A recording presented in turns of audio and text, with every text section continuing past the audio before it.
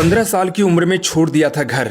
अब 46 साल बाद साधु के वेश में भिक्षा मांगने पहुंचा घर तो माँ ने आवाज से पहचान लिया। जी हाँ, माँ का प्यार और उसका इंतजार दुनिया में सबसे अनोखा होता है। सोशल मीडिया पर इन दिनों एक ऐसा वीडियो वायरल हो रहा है जिसने हर किसी की आंखें नम कर दी है।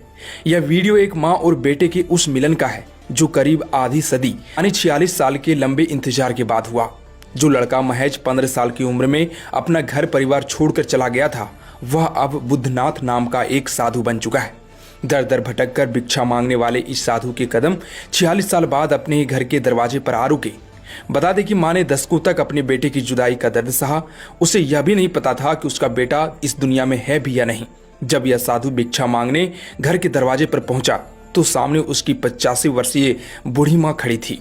वीडियो में देखा जा सकता है कि कैसे परिवार के अन्य सदस्यों के बीच जब माँ अपने खोए हुए बेटे को पहचानती है तो वह अपने आंसू रोक नहीं पाती है।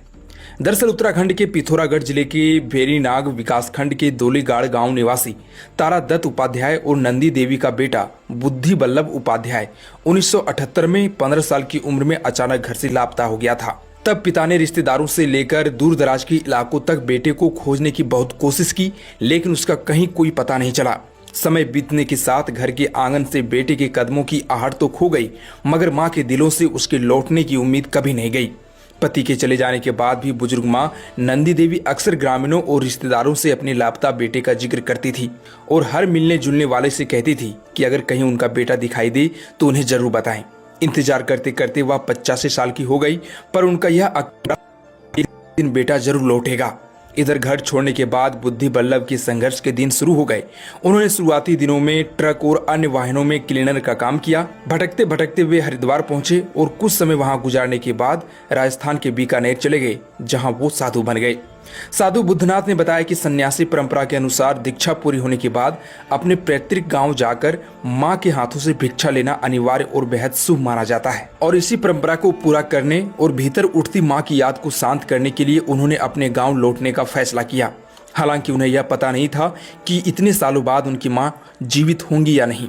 जिसके बाद 4 जून को एक साधु भगवा वस्त्र पहने लंबी जटाओं के साथ भिक्षा मांगते हुए नंदी देवी के दरवाजे पर पहुंचा।